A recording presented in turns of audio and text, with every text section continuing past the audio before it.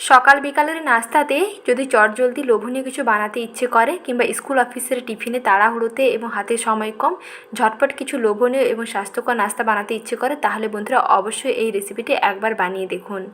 একবার খেলে দেখবেন বারবার খেতে চাইবেন। নমস্কার বন্ধুরা, আমি সাথী। আমার কিচেনের আবারও এক নতুন রেসিপিতে আপনাদের সবাইকে স্বাগত জানাই। আজকে রেসিপিতে বানিয়ে দেখাবো পুর ভরার ঝামেলা ছাড়া ফুলকপি আলুর পরোটা। খুব সহজে এই রকম লোভনীয় পরোটাগুলো বাড়িতে তৈরি করে ফেলতে পারেন। কোনো রকম ঝামেলা ছাড়াই কীভাবে এই পরোটাগুলো তৈরি করছি, আসুন তাহলে এর সহজ রেসিপিটি দেখে নিন। প্রথমে ময়দা এবং আটাটা মেখে নেব। আমি এখানে একটি বড় মিক্সিং বোলের মধ্যে নিয়ে নিচ্ছি 1 কাপ ময়দা এবং 1 কাপ নিচ্ছি আটা। এর মধ্যে পরিমাণ মতো লবণ, চিনি এবং অল্প একটু কালো জিরে আর দিতে হবে সাদা তেল। সব কিছুটা ভালো করে দিয়ে নিচ্ছি। এখানে আমি অল্প একটু ময়দা অ্যাড করছি। যদি পারেন আপনারা পুরোটা আটা দিয়েও বানাতে পারেন, তাহলে খুবই স্বাস্থ্যকর হয়। তবে আটা ও ময়দা মিশিয়ে বানালে একটু টেস্টটাও দুর্দান্ত হয়, আর এটা দেখবেন খেতেও দুর্দান্ত হয়। একটু খাস্তা খাস্তা লাগে, তার জন্য ময়দাটা দেওয়া। যদি মনে হয় যে আটা দিয়ে বানাবেন, তাহলে অবশ্যই আটা দিয়ে বানাতে পারেন। এখন সব কিছুকে ভালো করে মিশিয়ে নিয়েছি। এখন অল্প অল্প নর্মাল টেম্পারেচারে রাখা জল দিয়ে মেখে নিচ্ছি। যেমন সাধারণত আমরা রুটি পরোটার জন্য ডোটা তৈরি করি, তেমনি করে আটার খামি এখানে বানাতে হবে। কিছুক্ষণ এরকম মেখে নেওয়ার পরে দেখুন খুব সুন্দর মাখানো হয়ে গেছে এবং একটা ডোতে চলে এসছে। এখন এই ডো থেকে লেচিগুলো কেটে নেব। তার আগে এই রকম ডো তৈরি করে একটুক্ষণ স্ট্যান্ডিং টাইমে রেখে দেবেন। ওপর থেকে এরকম একটু তেল লাগিয়ে রেখে দেবেন। যেহেতু এর মধ্যে ময়দা দেওয়া আছে, তাই ওপরটা যাতে ড্রাই না হয়ে যায়, তার জন্য একটু এরকম তেল লাগিয়ে প্রায় 10 মিনিট মতো স্ট্যান্ডিং টাইমে রেখে দেবেন। তাহলে দেখবেন ডোটা খুব সফট হয়ে যাবে। আর ততক্ষণে এদিকে একটা পুর তৈরি করে নেব। যেহেতু ফুলকপি আলুর পুর বানাবো, তার জন্য প্রথমে একটা ভাজা মশলা রেডি করে নিচ্ছি। শুকনো কড়াইতে প্রথমে দিয়ে দিলাম কয়েকটা শুকনো লঙ্কা, গোটা 5 ফোড়ন আর দিলাম গোটা জিরে।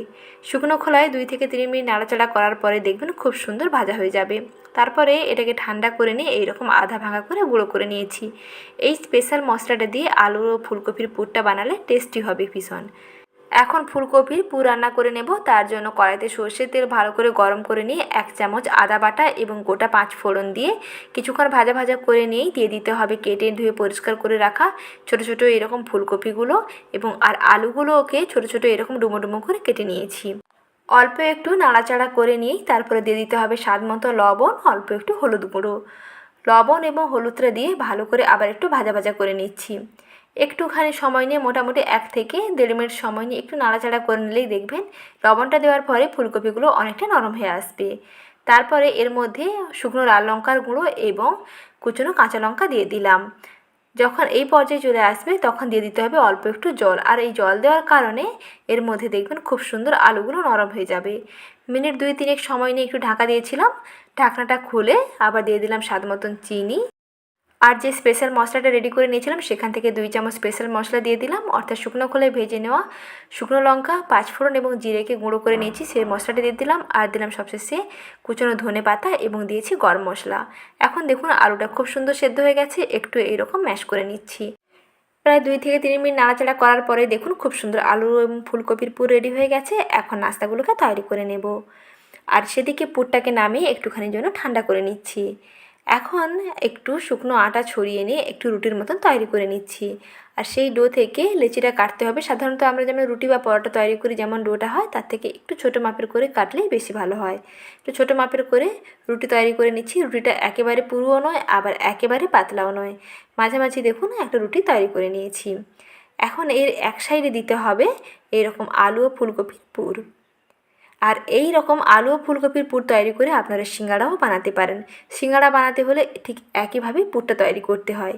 এই টেস্টি টেস্টি আলু ফুলকপির পুর দিয়ে আপনারা সিঙ্গাড়াটা বানিয়ে দেখুন, খেতে কিন্তু দুর্দান্ত লাগে। দেখুন পরোটা একেবারে রেডি। লেচির মধ্যে পুর না ভরে এই রকম এক সাইডে পুরটা দিয়ে এরকম চেপে দেবেন, খুব সুন্দর দেখবেন আটকে যাবে। পরোটা রেডি হয়ে গেছে। এখন তেলে ভেজে নেব। তার জন্য বেশি তেলেরও প্রয়োজন নেই। মোটামুটি কড়াইতে অল্প করে তেল ভালো করে গরম করে নিয়ে নাস্তাগুলোকে তেলের উপর দিয়ে দিচ্ছি। যখন একটা সাইড একটু হালকা হয়ে আসবে তখন অপর সাইডটাকে উল্টে দেব। তার আগে কিছুটা গরম তেল এরকম ওপর থেকে ছিটিয়ে দিচ্ছি। আর গ্যাসের আঁচটা মাঝারি থেকে কমের মধ্যে রেখে নাস্তাগুলোকে ভেজে নিচ্ছি, যাতে এই নাস্তাগুলো খুবই খাস্তা খাস্তা হয়। দেখুন একটা সাইড অনেকটাই হয়ে গেছে। ঠিক একইভাবে অপর সাইডটাকেও এরকম উল্টে পাল্টে ভেজে নিচ্ছি। দুইটা সাইড খুব সুন্দর করে ভেজে নিতে হবে। যখন দুই দিকের কালারটা খুব সুন্দর গোল্ডেন ব্রাউন হয়ে আসবে তখন এগুলোকে কড়াই থেকে তুলে নিতে হবে। আর গ্যাসের আঁচটা একটু কমিয়ে ভাজবেন, তাহলে এটা বেশ ফুলকো হবে এবং ভেজে নেওয়ার পরেও দেখুন বেশ খাস্তা হবে। এই রকম লোভনীয় ফুলকপি আলুর পরোটাগুলো আপনি যাকে খাওয়াবেন সেই আপনার প্রশংসা করতে বাধ্য হবে এবং রেসিপি জানতে চাইবে এগুলো কেমনভাবে বানিয়েছেন। এই নাস্তাগুলো শুধু একটু সস দিয়ে সার্ভ করবেন, দেখবেন খেতে দুর্দান্ত লাগে। বাচ্চাদেরকে টিফিনের জন্য বানিয়ে দেবেন কিংবা স্কুল অফিসের টিফিন কিংবা ব্রেকফাস্ট, সকাল বিকালের নাস্তাতে চটজলদি বানিয়ে ফেলুন এইরকম লোভনীয় ফুলকপির পরোটা। একটি খেলে দেখবেন আর একটি খেতে চাইবেন, বারবার রিকোয়েস্ট আসতেই থাকবে আর একবার বানিয়ে দেওয়ার জন্য। এই রকম সহজ এবং লোভনীয় রেসিপিগুলো সময় মতন পেতে চ্যানেলটিকে প্লিজ সাবস্ক্রাইব করে রাখবেন। ভালো থাকবেন, আবারও শীঘ্রই হাজির হচ্ছি নতুন রেসিপি নিয়ে। পরবর্তী রেসিপি দেখার আমন্ত্রণ থাকলো। ভালো থাকবেন, ধন্যবাদ।